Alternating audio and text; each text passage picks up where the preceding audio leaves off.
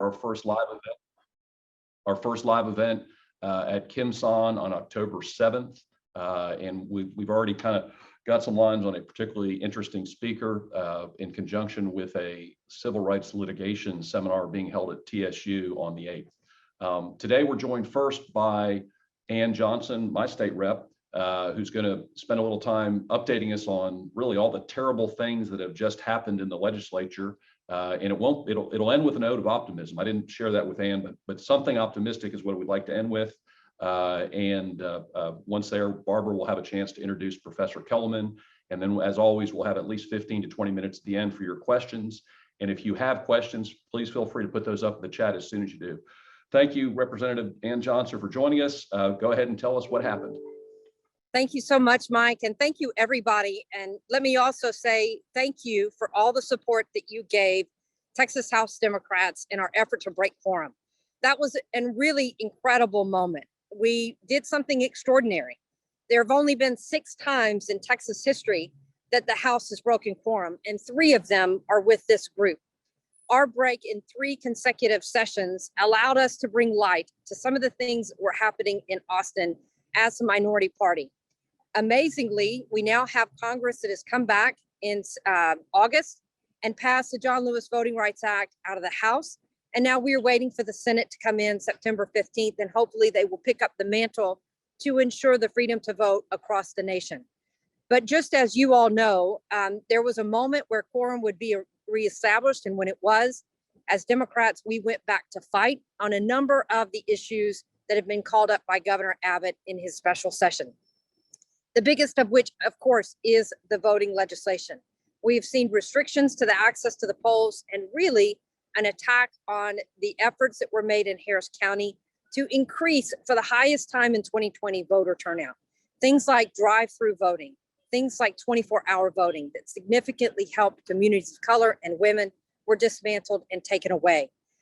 And so not only do we have that, we have an additional attack on women's health, reproductive freedoms, as people have now been brought up to speed with what happened on the 6-week ban. We see something unconscionable, something that should without question be unconstitutional. But unfortunately, the US Supreme Court failed to protect our constitutional rights. And now the Texas abortion ban is in effect, creating a remarkable system in which bounty hunters are being encouraged to take any individual who either performs an abortion, aids, or abets. So that woman that's working as an Uber driver, worried about her child getting COVID, now has to worry about the fact that if she drops off somebody at a Planned Parenthood clinic, that if that person is getting an abortion, that she could be hauled into court and sued for $10,000. I am glad to see that organizations like Lyft and Uber have stepped in and say, we will defend people, because this legislation is absolutely and completely outrageous. We saw critical race theory, gagging teachers and preventing what they can teach. We also saw social media, an additional attempt by the Republicans, because Trump was cut off of Twitter, to allow an avenue of litigation within our Texas courts, that if social media uses their efforts to keep certain speech from being shown, that they have to, again, face some lawsuit and publish the speech of Trump supporters and what they want. So we are in an unprecedented moment, which is why you all are so important, because in addition to the fight that we are taking up in Austin, in addition to the fight that has to happen at the ballot box in November 2022, we are now seeing lawyers being enlisted in this fight at every stage. And so thank you for being engaged. Texas is now ground zero in what we have seen as extreme Republican action to support the big lie. It is a challenge to our democracy, and it is absolutely vital that all of us are in the fight, including those within our legal profession, that know how to fight for what is right and wrong. And what we are seeing at the moment is terribly hateful. We are going to go back. We have been called back on the 20th. We will deal with issues like districting and gerrymandering. But again, we see the governor, there's one more piece of red meat he didn't get, and that's an attack on transgender children. And so while we have through 3 sessions defeated this hateful legislation against children, again, it is going to be his social flag that he is going to want to try to get all because he thinks that he has a chance to run for president of the United States in the Trump base in 2024. And so thank you for standing with us at every stage that you have.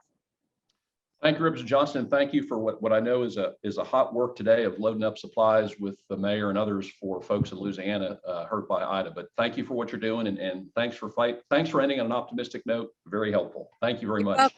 And we have until 1 o'clock for anybody that has non-perishable items that they want sent to Louisiana. Outside City Hall, trucks are being loaded up now. Thank you for everything y'all do. Thank you. So now we're going to turn over to Barbara to introduce our speaker. What we really are hearing about now is a continuation of Trumpism, and this is by folks that we've known here for a long time in Texas. And what they're doing in so many ways is implementing the big lie, and that's what we've seen in the voting suppression efforts and all that stuff. That's why Professor Kellerman, as you'll hear from Barbara, is so important to understand what's going on and how it's going on, and how important is it to the continuation of Trumpism. Thank you, Barbara. Thank you, Mike and Steve, for benefiting all of us with this program. And thank you, Representative Johnson, for your hard work. Mike has sent out, and Steve has sent out, a long email with Professor Kellerman's qualifications. Let me just briefly tell you that Barbara Kellerman was founding executive director of the Harvard Kennedy School Center for Public Leadership and a member of the Kennedy School faculty for over 20 years. She's an author, co-author, and editor of many books. They are too numerous to mention. They take up an entire page, by the way. I've seen the list.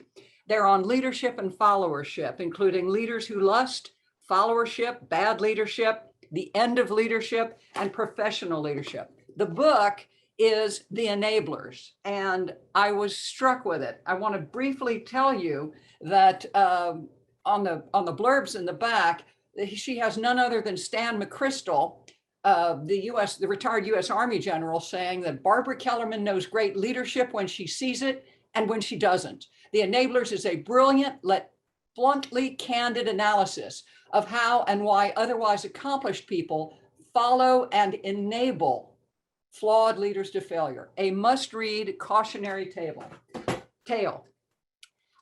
With that, we're going to have a dialogue with Professor Kellerman, and the book covers everything from Dr. Fauci with much objectivity. He doesn't deserve complete and absolute hero worship, she tells us. He's a bit wedded to his job.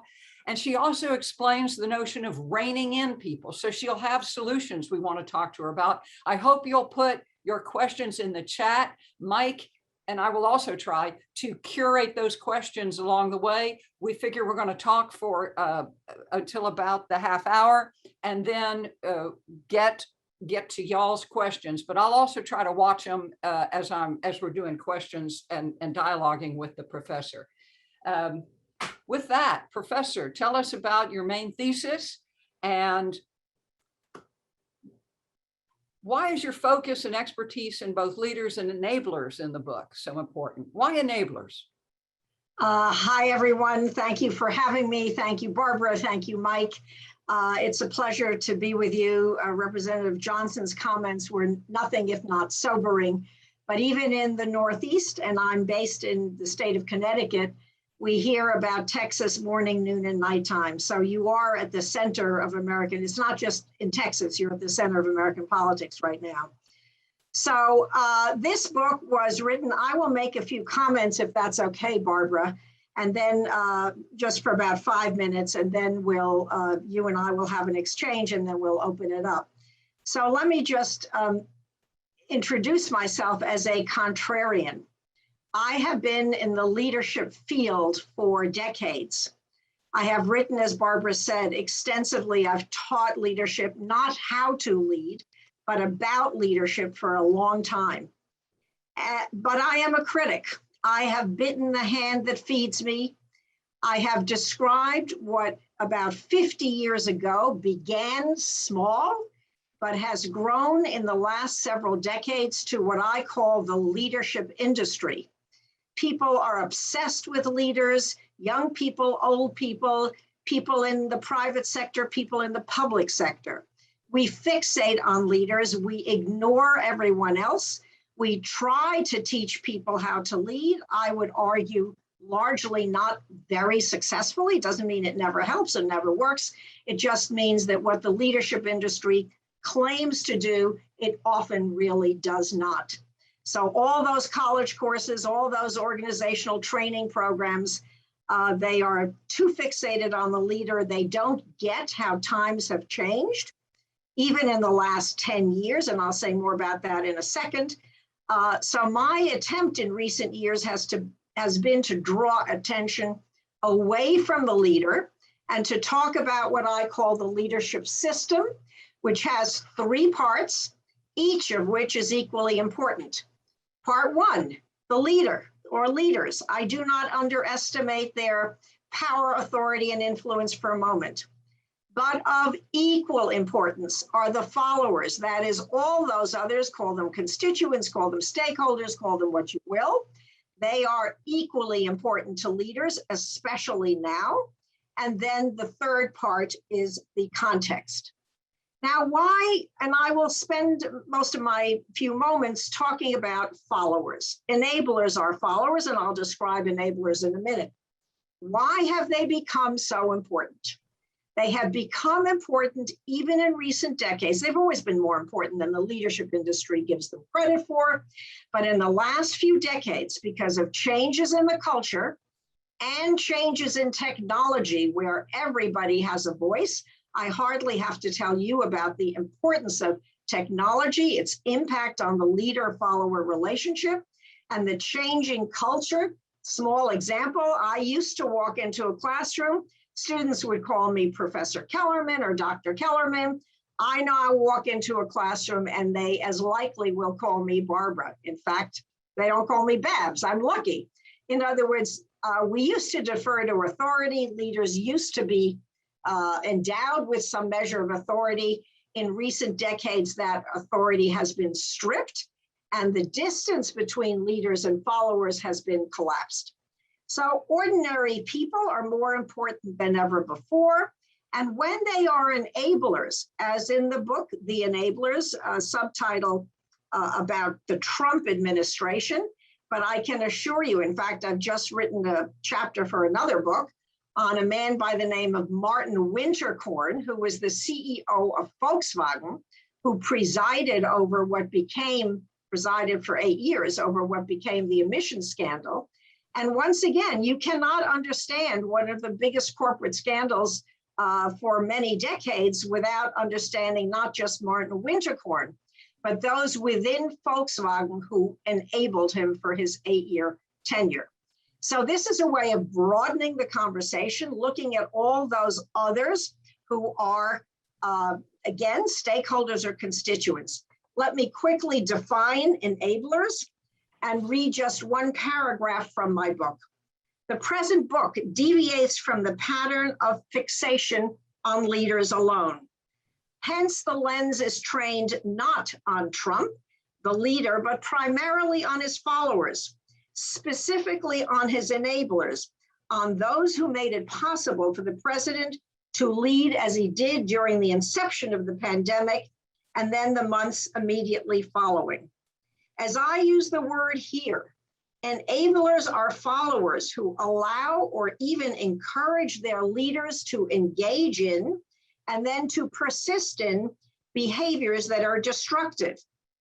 Given the enabled are leaders, these destructions have implications not only for them, but critically, additionally, for others, sometimes for many, even millions of others. What we have then are not only leaders, but followers. The implications are not minor of this, they are major, especially if the leader has considerable power. Enablement can and often does have ramifications as pernicious as they are ubiquitous. So let me close my own comments simply by making a few more remarks about who I am. The look at the enablers in Trump's case is across the board. And since Barbara mentioned Dr. Anthony Fauci, I will simply supplement her comment by saying he does not get off the hook in my book. I think there are questions about his I want to be careful in my choice of words here, in his extremely, to me, quite subservient followership, especially during the early months of 2020. He went along with the administration. He wanted to stay in the administration. He did not want to surrender his post. So power is addictive, money is addictive, authority is addictive, and it's one of the reasons we have a large cast of characters who are enablers. Now, what is there to be done about enablement? In my view, a fair amount. I will simply say that it is, for those of us who are so deeply caring about not just politics, but business, every word I say applies as much to the corporate sector as it does to the public sector. It applies to the military, applies to leaders in education and in religion. This is across the board. All these comments are across the board, and they are, by the way, additionally cross-cultural. So my own view is large, not small. The book is about the Trump administration, particularly in the year 2020, but the comments I make, the importance of followership, followers in the 21st century, particularly as we progress through the 21st century, cannot possibly be overestimated. Okay, I'll be quiet for now. Well, not for long, but for now. Barbara, I turn it back over to you. The two Barbaras, we've said to each other, we did not know each other until very recently. And when she goes Barbara and I go Barbara, it's like an echo chamber, but I love it. There are not that many Barbaras around these days. Well, it's been a pleasure to get to know you. And I do want to, if at the risk of just changing your agenda, this group is a group of activists and folks who have made a difference in Harris County and therefore all of Texas. And so please feel free to ignore my focus on what can we do, but I'd like to jump, I'd like to take haste because we've got about just 10 or 12 minutes before the questions, we're going to turn to questions. Can you start talking to us about the solutions? I think your overview was good enough so people have a sense of what this really effective book is in terms of using a case study, in essence, COVID. But with the lessons learned, they can read about COVID in the book. So why don't we turn, if you will, to solutions, but really say anything you want along the way. Thank you, Barbara. When the word solutions makes me squirm very slightly. It's not as if I have some magic bullet. Oh my God, if you do A, B, and C, you too are going to live happily ever after. No, that's not, in leadership and followership, these are all incredibly complicated issues. But let me quickly reply with an offensive comment and then a defensive comment. So offensively, I would say that instead, if I were where you are, I would look at, again, I think we tend naturally, I think we're hardwired to focus on the person at the top. But I would start looking at the cast of characters who enables your leaders, whether it's your governor or lieutenant governor, whoever in Texas is most prominent, the leaders of the particular movements. I would not just focus your attacks on them. I would focus your attacks, again, we're talking offense here, on those who are around them. And I'm going to give you one example. When Governor Andrew Cuomo of New York fell recently, forced to resign, as I'm sure most of you, if not all of you know, attention was drawn actually to his enablers. And I'm going to, again, give you just one name. Her name is Melissa DeRosa. We found out that she existed only when the scandal came to light. But when the scandal came to light, it turned out that Melissa DeRosa played a very powerful and instrumental role in letting Andrew Cuomo get away with the things that he got away with. Without getting into detail, people despised her. She was an obvious target for years. And yet no one knew her name until this particular scandal came to light. By the way, she too was forced, as it were, to resign. So offensively, I would cast my net wider than what we are conventionally used to. It is often people behind the scenes who need to be watched as closely as those who are up front. So that is my very hasty offensive comment. Defensively, I think I have, as I said, I'm a contrarian. Doesn't necessarily make me the most popular girl on campus, but in my view, the leadership industry, which again is in schools from grade school all the way through college, a gazillion courses on how to lead, has taken energy away, sapped energy from what, here's how old I am, what in my day used to be called civics. That is civics education, the notion that we should be in politics, in public life particularly, but again, this applies across the board, not just to the public sector, that we need to think in terms of the common interest, the public interest, not self-interest. By definition, leadership training and education are relatively narcissistic about how do I get better at this? How do I develop my skills? How do I do this? How do I do that? It is not about teaching people a sense of we are in this together.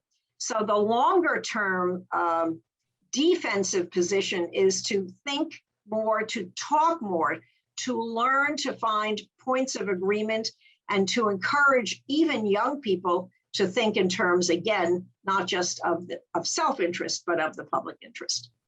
That's interesting. There is a comment, the first comment that we got from Louisa is concerning Fauci's position, which was, and let's just call him an enabler for the time being, but as an enabler, he was in an untenable position. Indeed, as she points out, a hero in the sense of maintaining his position so that he did have a platform, so that he could press forward. And so is that an example, at least in a certain level, of enablers can sometimes use their power to mitigate the effects of a harmful leader? My students are always frustrated when I say to them, this subject cannot be tied up neatly, and then we put a bow on it. Louisa, I think was her name, Louisa is quite right to raise this issue. And he is a difficult figure to pigeonhole, and heaven knows I'm not pigeonholing him. In a perfect world, we now have a sense of how much went wrong. And we did even then, certainly as time wore on, in the first half year of 2020. So the question is, what does a man like Fauci do? What did people do in Nazi Germany? What did people do in Volkswagen? What did people do in Andrew Cuomo's administration? A lot of this is about having the guts, if you will, to speak truth to power.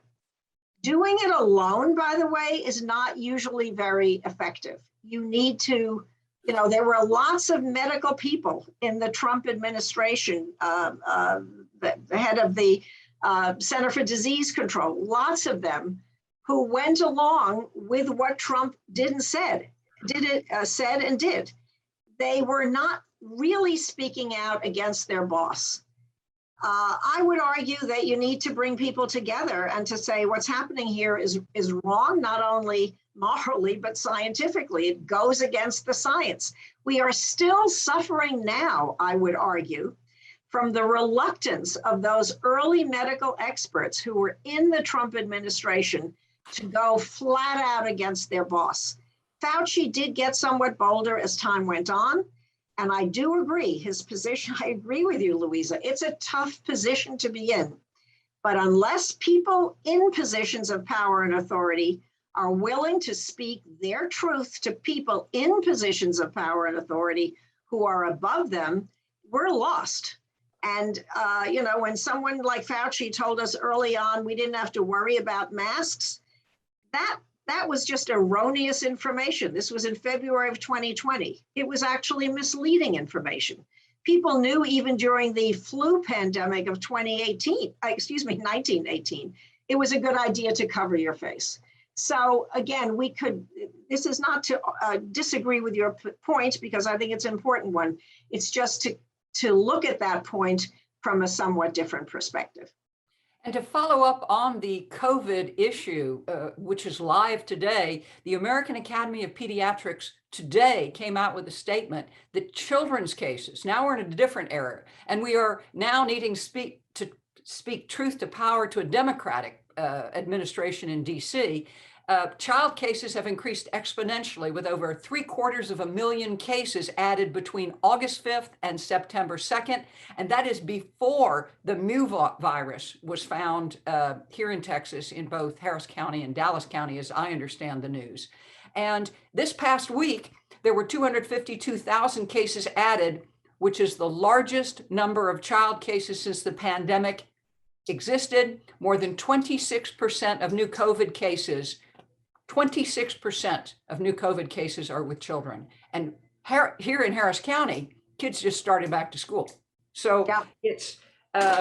It's not over. And so your case study is not over. And do you have any, you've already given specific suggestions. Can you give us another example, perhaps, of where bonding together right now could make a difference, either for COVID or for any of the other issues that plague us? Yeah. Well, I don't know what plague we're on right now.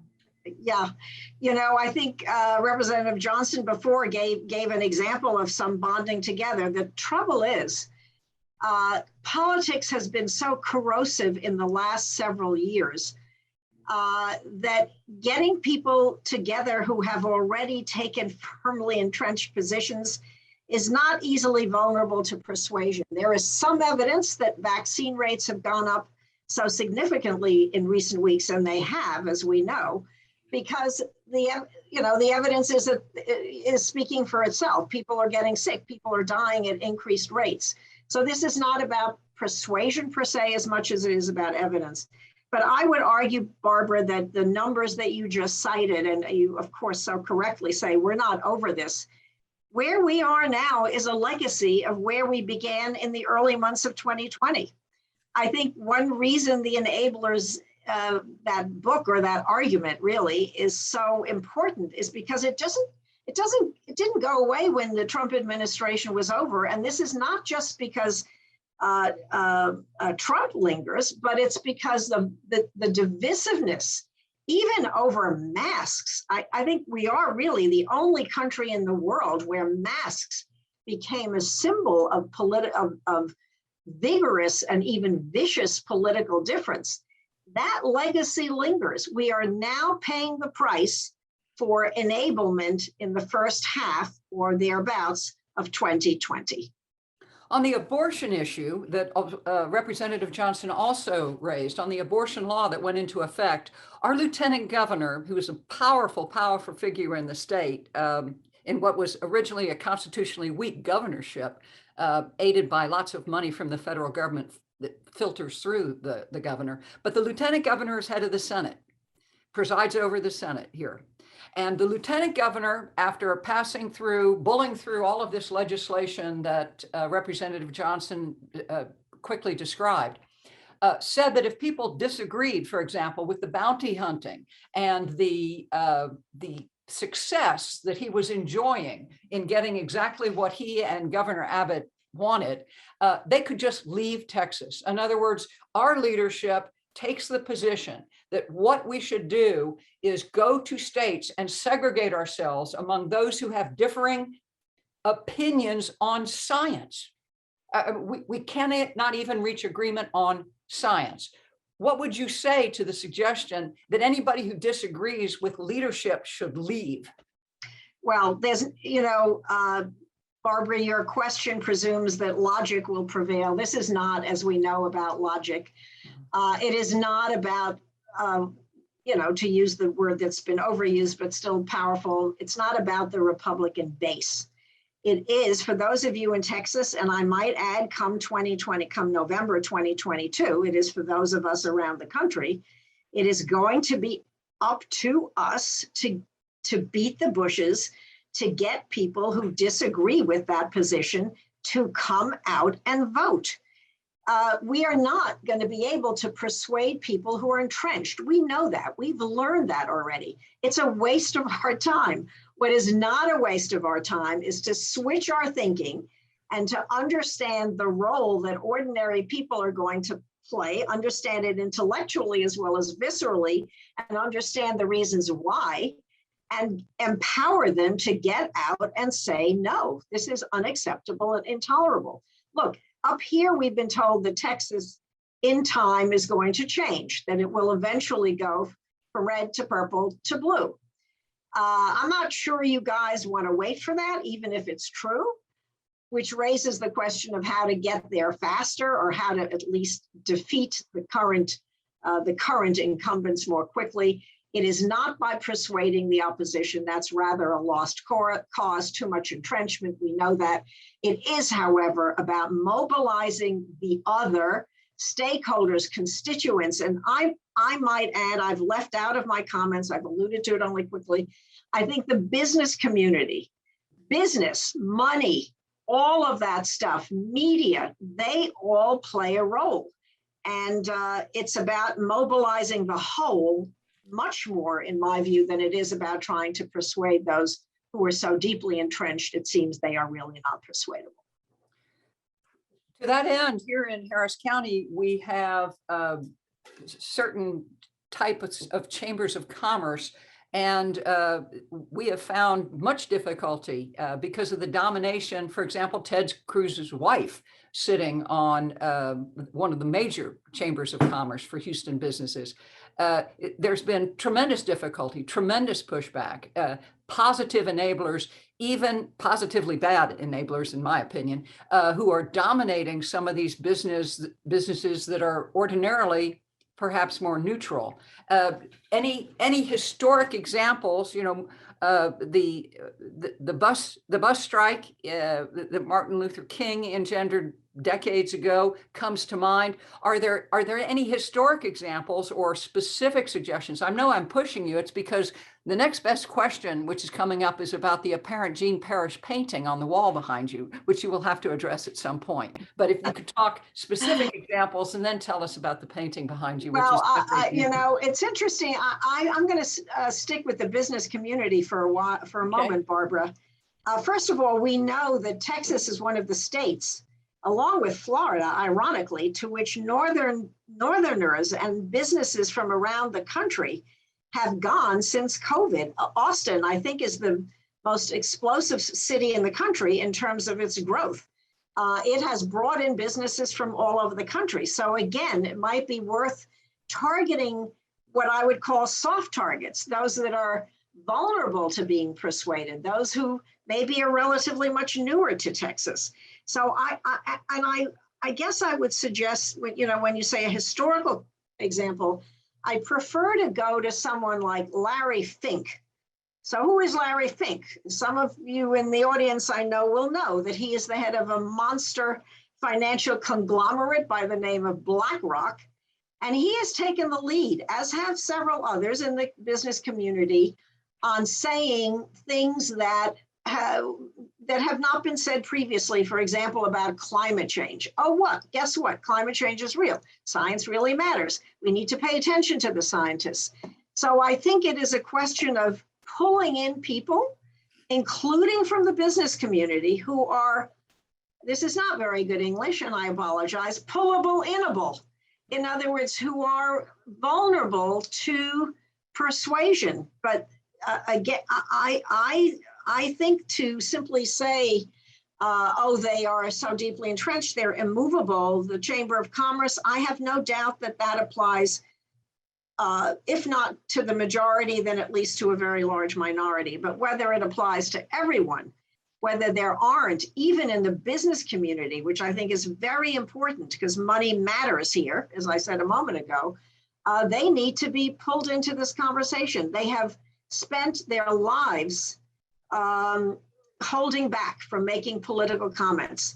This may be a moment where they need to speak up, and if they are unwilling to do so, then they should be so called out. But when you're talking about something as fundamental as voting rights, give me a break. Speak up. And if you're unwilling to speak up, you should be called out. You know, your words talking about the importance of the business community and massive business influence harkens back to a speaker we had this summer, too briefly, due to various difficulties, but the speaker spoke about how this country, and indeed the world, is turning and is already where it's been predicted that we're going away from nation states to a system of market states, where it's not just a matter of the corporate structure controlling politics. It's a matter of financial interests controlling what used to be considered to be the responsibility of a nation state, and that we are emerging into an entire new world that certain people have been predicting. How is that affecting? It seems to be affecting your theories and exactly what you're promoting, which is you must consider the importance of those who control the markets and the financial. 100%, Barbara. I'm just going to make, again, two very quick comments. In my view, business leaders have gotten away with murder. Their willingness to take monster salaries, while we're all aware of the problem of income inequity in this country, to me is unconscionable. And we don't talk about it. We're so fixated, again, on our business leaders, we let other kinds of leaders in other sectors, off the hook. That to me is not a very good idea, because as your earlier speaker said, financial markets, mega companies, transnational corporations, they have a huge amount to do with how the world is going. I'm going to make just one other comment, since you made the big mistake, Barbara, of mentioning the word "the world." Every word I say applies globally. America is not the only liberal democracy in trouble. Liberal democracies are in trouble around the world because of the rise of followers, making it that much harder for leaders to do what they feel they need to do. Governance in liberal democracies is hard.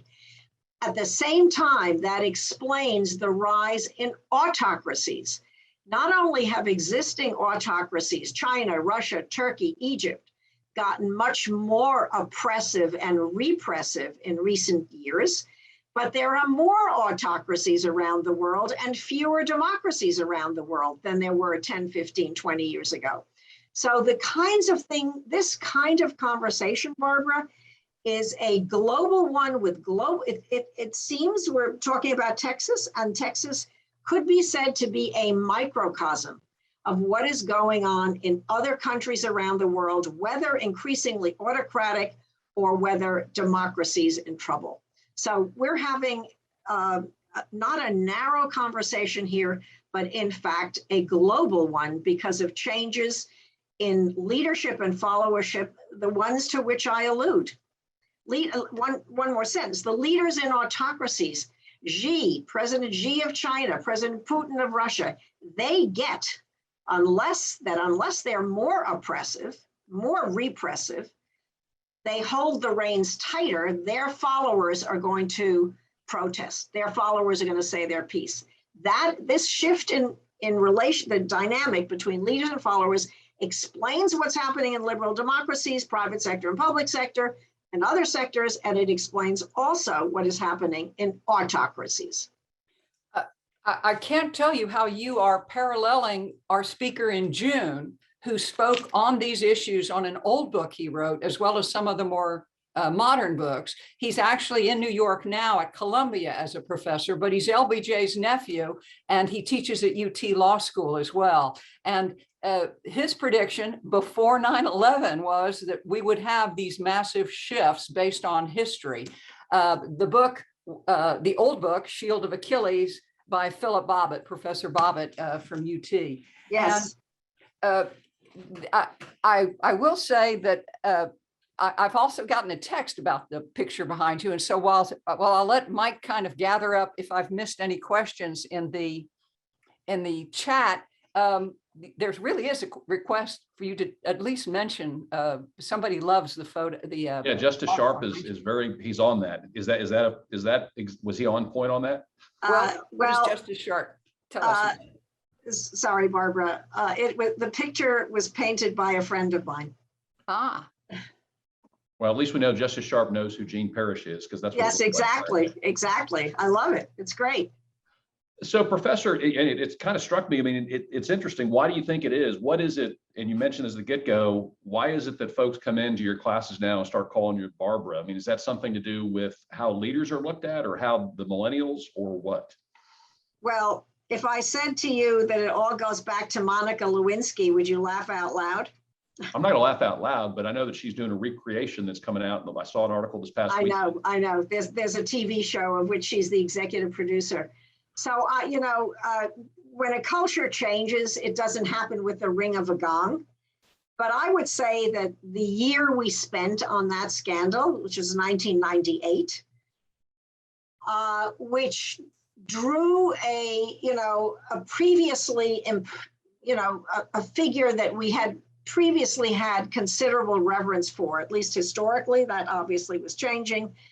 The facts that became public about this particular president, Bill Clinton, obviously his private life, the level of exposure, almost literally, that we had, the details about the blue Gap dress, all of that stuff. Bill Clinton was hardly the first American president to have had a relationship with a woman who was other than his wife. John Kennedy, about whom I actually wrote in Leaders Who Lust, had a much more crazy presidency in terms of sexual proclivities, much crazier than Bill Clinton ever did. But of course, at that time, we didn't know about it. The difference between 1961 and 62 and 1997 and 98 is that, again, the culture and technology had changed. We were Oprah-ized, and we felt emboldened to find out about entitled even, to find out about people's private lives in a way that was heretofore, up to then, completely unthinkable. When that happens, again, the distance between the person in the positions of authority and ordinary people gets collapsed. So in the old days, you would go to a doctor and the doctor would say, Barbara, take the pink pill for a week. Now you go online and you see on WebMD that other doctors are saying, take a blue pill for a week. You go back to your doctor and you say, wait a minute, you told me to take a pink pill. They're all saying to take. In other words, the doctor is now being challenged in a way that a generation ago was unthinkable. Expertise, there's a book out called The Death of Expertise. There are 3 books that are on the same subject, The Decline of Authority. My Own, The End of Leadership, Moise Namin's The End of Power, and Tom Nichols's The Death of Expertise. They all say the same thing, that people in positions of authority, for cultural reasons and more recently technological reasons, have been diminished and demeaned. If I were visiting Houston, Texas, a generation ago, I wanted to have a good meal. A generation ago, I would have gone and bought a book written by an expert on the best restaurants in Houston, Texas. Now I go online and I look at Yelp or TripAdvisor, not what an expert is saying, but what other people like me are saying. So this is the diminishment of authority. If students are going to, by the way, the whole notion that I get evaluated by my students, that's in and of itself a microcosm. In the old days, students didn't evaluate teachers. We didn't have 360-degree feedback. So this is all a way of saying the culture has changed so that ordinary people are now my students, or people in any given job. They are entitled. They are equalized. By the way, it makes, as I said, leadership difficult. This isn't all so wonderful. It sounds like, oh my God, we're more democratic. It's all great. Not exactly. It's mostly great, but it's not entirely great. So again, the culture has changed. The Monica Lewisization, the Oprahization of the culture, which is this let it all hang out culture, along with the technology that gives everybody in a democracy a voice. In a democracy, by the way, the internet is not open and free in a place like China, obviously. But I have a voice, you have a voice, we all have a voice. And that is a huge change in the way leadership can be exercised, almost certainly should be exercised, and in what ordinary people feel entitled and emboldened to do and say. So it all goes back to the blue dress. I'm not kidding. You're laughing. Oh, no, I'm not laughing yet. I'm just smiling. That blue dress, I can't think of anything more emblematic of the change in culture to which I allude than the blue dress from navy blue dress from Gap. Absolutely. Wow. Something that came up, and I know is kind of addressed in your book, is this: the enablers. How much intentionality is there? Because it wasn't real clear to me what your premise is. In other words, the folks that are kind of, including our local governor and folks who are kind of echoing the big lie, is it intentional? Is it just they see it suits their purposes, or they're just being pushed that way? What's your thoughts on that? Well, if I understand your question, Mike, enablers have lots of different motives. Some of them are interested in power. Some of them are interested in money. Some of them are true believers. I mean, there's a range. Why do we obey a leader? Sometimes we actually believe in the person. Sometimes we don't believe in them at all, but it's in our self-interest in one way or another. I mean, you guys can answer the question better than I. Why has the Republican Party been so complete in its sellout to Donald Trump? What is that? If we interviewed every senator who was voted not twice over, not to convict Donald Trump, who had been twice over impeached, why did you vote this way? Well, most of them would say, I didn't believe it. But if you pushed a little longer, you would get a sense of a range of different motives. People enable, and by the way, sometimes it's fear. We know very well that Donald Trump struck fear into the hearts of many elected officials for various reasons. It can be, as I said, the promise of reward, the threat of punishment. The reward can be professional. The reward can be financial. Someone like Lindsey Graham, to all appear, he appears in my book. Why did he, people have asked so many times, Lindsey Graham, he was John McCain's best friend. How did it happen that he suddenly cozied up in such a servile, it seemed to some of us, in such a servile fashion to Donald Trump? For him, it wasn't about money. And it wasn't, I'm not even sure it was about political power. He liked being in that circle of Don. He liked being invited to Mar-a-Lago. He liked and likes still playing golf in Florida with Donald Trump. It makes him feel good. And I'm not so sure this is about power, and it's definitely not about money. It's about how do we feel when we're included in the inner circle of a man of power and money and other resources. And it makes a lot of people feel very good. Well, what you're talking about, I think, is, what a lot of folks in the trial business know. People make decisions and then they'll justify them later.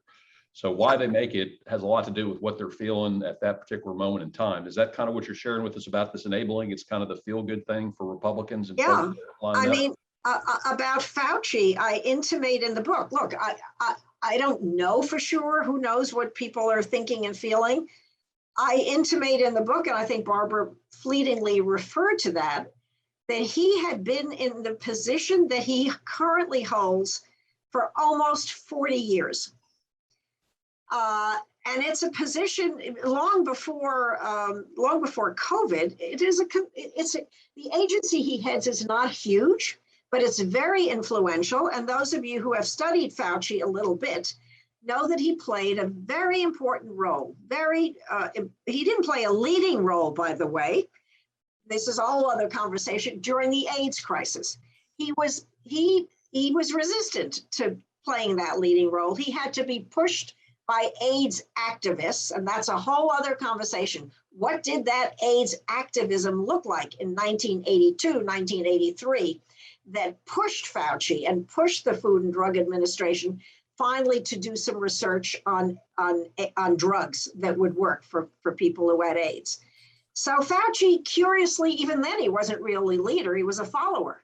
And that was a kind of a template. The AIDS crisis, with regard to Fauci, was a bit of a template for what Fauci did in early 2020, which is to not rock the boat, to not go along, to not take a leading role, but to play the role of follower.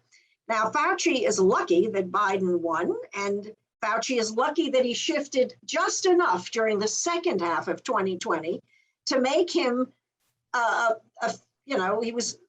he just said things then like get vaccinated and wear masks, but he seemed in that sea of, total enablers. He was able to stand out and be seen by Democrats and people who believed in science as having somewhat separated himself.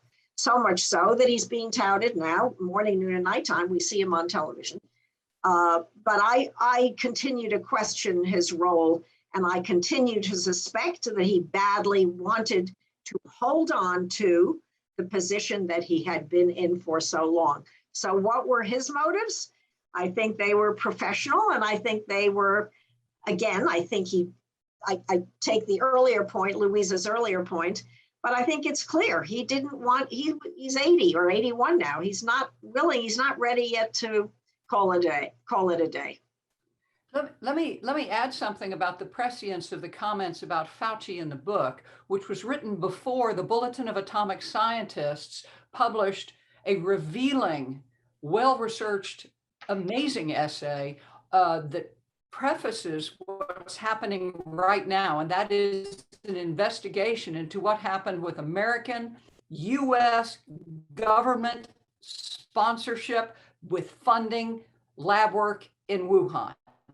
And I know that's an entirely other issue. It is massively being investigated now, a lot not available publicly, but thanks to the Bulletin of Atomic Scientists, we know a whole lot.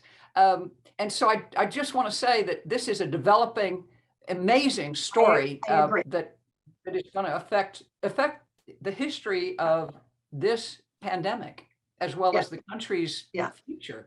All of these stories, I wrote my book in late 2020, and it's been, there's not a month goes by without us learning more things, and that's going to apply exactly also, Barbara, to what you're saying. And Mike, before you start kind of the last questions and wrap up, I do want to make a point at the end of your book, Professor, and that is you quote Shakespeare, and you quote Cassius saying, "The fault, dear Brutus, is not in our stars, but in ourselves, that we are underlings." And then you have really a very short essay at page 261 where you explain a lot of what you've spent teaching us in the last 20 or 30 minutes, that every enabler needs to look within or be told to look within as to whether or not he or she or they are the true majority cause of what particular things may befall us. Yeah, it's a wonderful quote, Barbara. Thank you for bringing it up. Mike, if I can just take a moment on that quote. That is Cassius, this is in the play Julius Caesar. It is Cassius trying to persuade Brutus to be an activist follower. Now, of course, what did he mean by that? He meant that that Brutus should join him in assassinating Julius Caesar. So this is not necessarily something to be commended, but it's interesting how Shakespeare, in his infinite wisdom, captured, the quote is there for a reason, and I love it, obviously, because it's exactly as you pointed out, Barbara. It is Cassius trying to shake Brutus loose from what he, Cassius, perceives to be Brutus's passivity.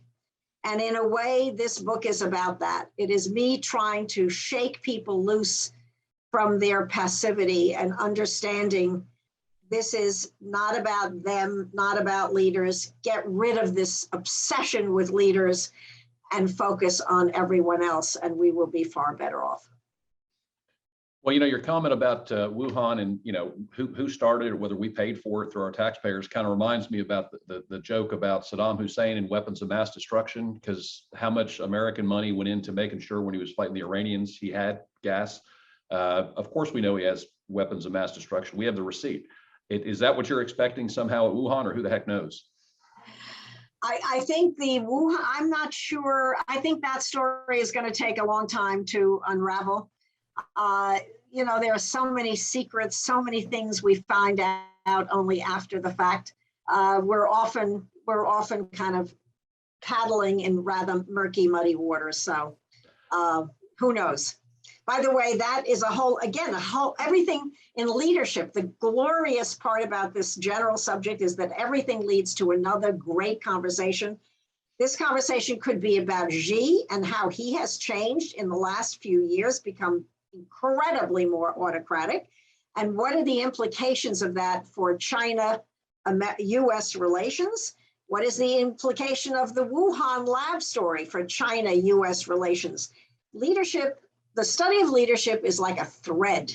Everything is threaded through everything else, which makes it endlessly interesting. And by the way, impossible at the same time, as I said earlier, to nail down, which is great. Well, it's kind of interesting to me that, for someone who's running a leadership institute who's written on it, you're kind of suggesting we need less leaders. I think we need different leaders from what we would have had 10 or 20, not to speak of 50 or 100 years ago. I think leadership training should be completely different from what it normally is. I wrote a book about that too, called Professionalizing Leadership. But I also think that schools, including my own institution, Harvard University, is as fixed as any other place on training leaders. Stanford Graduate School of Business talks about educating leaders. Other schools talk about training leaders. Other schools talk about developing leaders. Develop, train, educate. How about developing, training, and educating followers? US Congress today is not a crisis of leadership. It is a crisis of followership. People's refusal to go along, to get along. That unwillingness, that reluctance, that fierce reluctance to collaborate, to cooperate, to get the world done, that is a consequence of the mentality that I'm talking about. Well, and so I mean, we have a lot of leaders on this call. I mean, that's who we're happy to have as our members. But for those folks, the takeaway message that you want to leave them with is what? I don't want to be repetitive here. I think I will leave it by saying the intellectual understanding that in the third decade of the 21st century, followers, others are every bit as important as leaders. Getting that intellectually, I think will, dare I use the verb enable? Maybe I'll switch to allow. I don't want to, crib my own sense of the word enabler, will allow us to behave differently. It will allow us to broaden our conception of how change is created. And it doesn't mean eliminating the importance of the leader, but it means devaluing it and understanding that if you want to fight something, it is often much less about the person taking on the person at the top than trying to take on the broader field of enablers and working with those who are your natural supporters to get out and to use the easy example, to vote, to be active, to be participants, to recognize the power of their own voice. Well, Professor, we've already got a couple of great comments thanking you for what you've shared with us. Barbara, and I have a couple announcements at the very end because we're about hitting time, which is a big deal for us. Barbara, I'm saying Barbara. I was going to say, which one, Mike? Which one? Barbara Adnowski, do you have any kind of closing suggestions or thoughts or takeaway that kind of will help us kind of put in context the stuff that we've been able to hear today? Yes, I have great hope. This kind of understanding that it's not leaders we need to be aiming all of our ammunition at, and I mean it in the kindest possible way, but that it's the concept that was just expressed that it's the broader group of people that we need to deal with, and that education is a possible solution. It gives me hope because that's what the organization you lead here, Mike, is doing. And it just reaffirms what you've been trying to do for decades in Harris County. Seriously. Well, that actually leads to my first announcement. This is actually the 20th anniversary of the Harris County Democratic lawyers, Leo Orlano, Mark Whitehead, the folks that started this.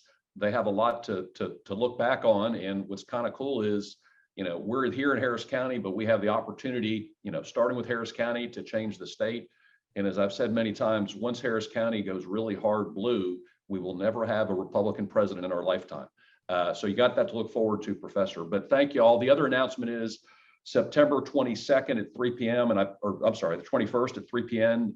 Is going to be the meeting with Justice Zimmer of the committee to help standardize the questionnaire, which for those of y'all that run for office, that's a really helpful time saving. And he'll be sending out individual emails as well to those of you who've already indicated they're willing to help out. I've posted the welcome note and information about that committee, and just send a note to President at HCDLA if you're there.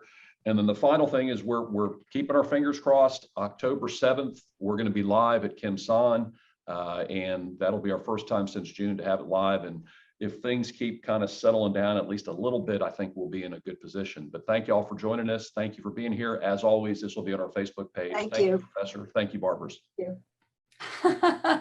Thank you, everybody. Thank you. Thanks.